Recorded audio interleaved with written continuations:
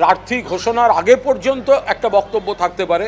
মমতাদি বা অভিষেক যদি প্রার্থী হিসেবে সুদীপ বন্দ্যোপাধ্যায়কে পাঠান, আমাদের তো তখন তৃণমূলের চিহ্নের প্রার্থীকে জেতাবার জন্যই সবাইকে, তৃণমূলের চিহ্নের জন্যই তো ময়দানে নামতে হবে।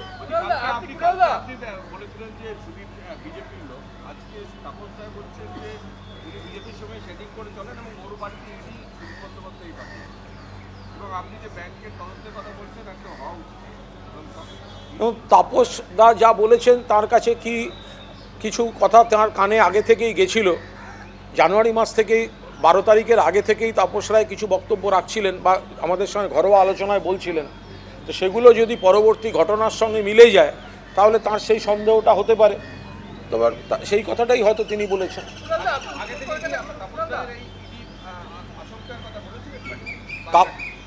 পার্টিকে বলেছেন কিনা আমি বলতে পারবো না, কিন্তু আমার সঙ্গে গল্প করতে করতে এই ধরনের কথা অমুক ব্যক্তি বলছেন, এই কথাটা তাপসদা বলেছেন এবং 12 তারিখের আগে বলেছেন, কিন্তু কোনো তারিখ ধরে কিছু বলেনি, মানে অমুক তারিখে যাবে বলেনি, কিন্তু অমুক ব্যক্তি বলছে যে তাপস রায়ের বাড়ি ইডি যাবে, এটা ইডি যাওয়ার আগেই তাপস রায় গল্প করেছেন এবং সেই গল্পের আসলে আমি ছিলাম। বলে দিয়েছি কে? আরে এত বড় পৃথিবী, এত বড় জগৎ, এখানে অবিশ্বাস্য কোনো ঘটনা নেই। এখানে যে কোনো ঘটনা যে কোনো জায়গায় সেটা তো হতেই পারে। ফলে এখানে আমি বিশ্বাস করি কি আমি বিশ্বাস করি না তার উপর দাঁড়িয়ে তো পূব দিকে সূর্য ওঠে, এটার কোনো পরিবর্তন হবে না।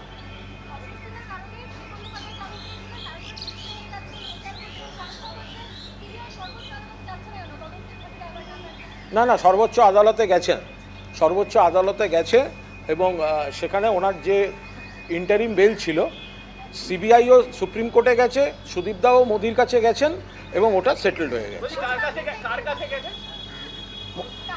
সিবিআই সুপ্রিম কোর্টে গেছেন, সুদীপদা মোদির কাছে গেছেন, ওটা সেটেলড, ওটা আইনিভাবে ওই ব্যাপারটা উনি স্থায়ী বেলে আছেন, ওখানে কোনো অসম্পূর্ণতা নেই।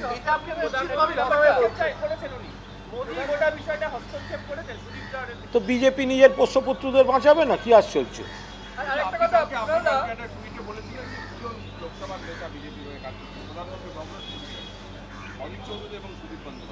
হ্যাঁ বলেছি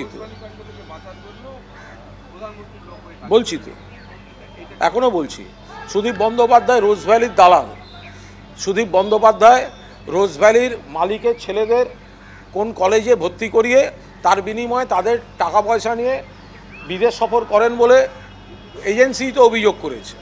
তো সুতরাং তো রোজভ্যালির দালালকে রোজভ্যালির দালাল বলবো না তো কি বলবো। ওই বিষয়টা আমি প্রতিজ্ঞাবদ্ধ, ওই ব্যাপারে আমার মুখে কুলুপাঁটা, ওই বিষয়টা নিয়ে দয়া করে আমায় কেউ কোনো প্রশ্ন করবেন না, ওই বিষয়ে আমি কোনো প্রশ্নের উত্তর দেব না, ওই টুইটটা আমি ভুলে গেছি। আমি বলছি আমি প্রতিজ্ঞাবদ্ধ, ওই ব্যাপারে আমি একটি কথাও বলবো না।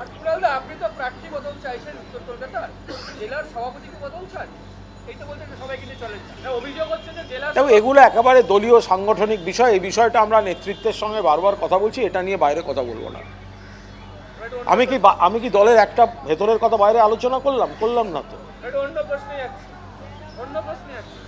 বলছি যে আজকে গতকালের পর আজকেও সভা করলেন প্রধানমন্ত্রী নরেন্দ্র মোদী, দেখা গেল হচ্ছে যে সিএ নিয়ে কোনো শব্দ তার মুখে শোনা যায়নি, যদিও শান্তনু ঠাকুরের বক্তব্য হচ্ছে সিএটা স্বরাষ্ট্রমন্ত্রীর দপ্তরের বিষয়, প্রধানমন্ত্রী এই বিষয়ে জানেন না। কিন্তু প্রশ্নটা হচ্ছে যদি সিএ স্বরাষ্ট্রমন্ত্রীর দপ্তরে, তাহলে তো সন্দেশখালীটাও ওনার দেখা উচিত স্বরাষ্ট্র দপ্তরে, সেটা নিয়ে তো প্রধানমন্ত্রী এখানে বারবার করে মুখ খুললেন গতকাল এবং আজ। আমি মুখপাত্র হিসেবে একটা শব্দও বলবো না, আমি শুধু দলের একজন কর্মী হিসেবে বলতে পারি প্রধানমন্ত্রী নরেন্দ্র মোদী দিশাহীন কথাবার্তা বলছেন, কুৎসা করেছেন এবং নরেন্দ্র মোদী বাংলার মানুষকে বিভ্রান্ত করতে চাইছেন। সিএএ বিষয়টা নিয়ে কুমিরছানা দেখাবার মতো একটা রাজনীতি চলছে এবং যে রাজনীতিটা সাধারণ মানুষের মঙ্গলের জন্য নয়, অমঙ্গলের জন্য।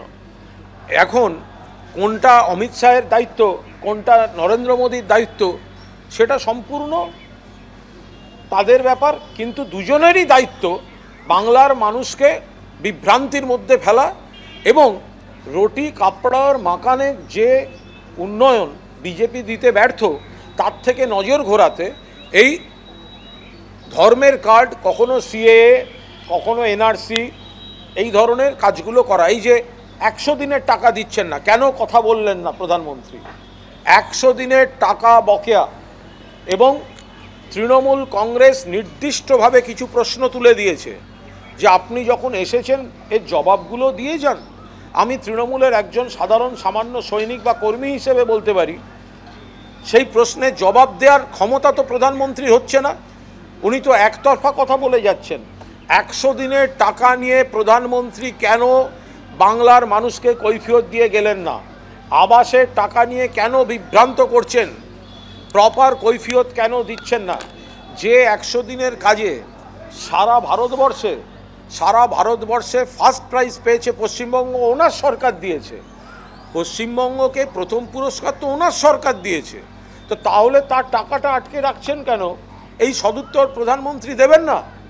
দেশের ব্যাংকগুলোর লক্ষ লক্ষ কোটি কোটি টাকা লুট করে যারা বিদেশে আছে, 14 সালে ভোটের আগে প্রধানমন্ত্রী যে প্রতিশ্রুতি দিয়েছিলেন তাদের ধরে আনা, কালো টাকা উদ্ধার করে এনে প্রত্যেকের ব্যাংকে 15 লক্ষ টাকা করে দেওয়া, উনি যেটা বলেছিলেন বছরে 2 কোটি চাকরি, তাহলে 10 বছরে 2 কোটি হলে 20 কোটি চাকরি হয়। সেগুলোর কৈফিয়ত কে দেবে? সেগুলো তো উনি তুলছেন না। উনি প্রতিশ্রুতি দেন, ভুলে যান, তারপরে নতুন করে মানুষকে, আমরা কর্মীরা এগুলো নিয়েই এলাকায় এলাকায় মানুষের বাড়ি বাড়ি যাওয়ার চেষ্টা করব। বনগাঁ, রানাঘাট, কৃষ্ণনগর এই অংশগুলোতে বলা হচ্ছে যে মতুয়া ভোট একটা ফ্যাক্টরের জায়গা।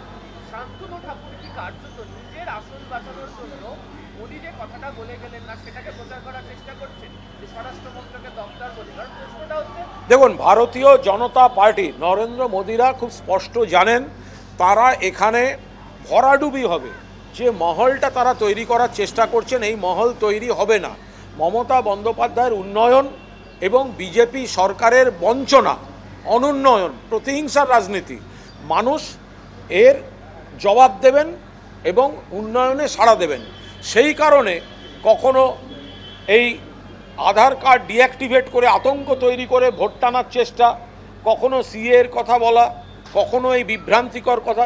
উনি সন্দেশখালির কথা বলছেন, রামমোহন রায়ের কথা বলছেন। প্রধানমন্ত্রীর নিজের রাজ্য গুজরাটে বিলকিস বানুর ধর্ষকদের গেট খুলে ছেড়ে দিয়েছিল বিজেপি, সুপ্রিম কোর্ট ধরে এনেছে। সেখানে মনে পড়ল না নরেন্দ্র মোদীর? আমি একজন তৃণমূলের কর্মী হিসেবে, বাংলার একজন নাগরিক হিসেবে আমি প্রশ্ন করছি, তার মনে পড়ল না সেটা?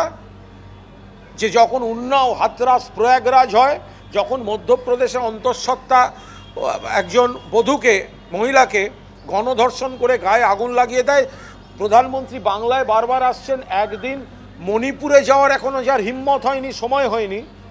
ফলে আমি একজন নাগরিক হিসেবে, তৃণমূলের একজন সাধারণ কর্মী হিসেবে এই পাল্টা প্রশ্নগুলো দেব, উনি সেই প্রশ্ন এড়িয়ে যাচ্ছেন। বাংলার মানুষ কিন্তু ভোটের বাক্সে এই প্রশ্নের কৈফিয়ত চাইবেন।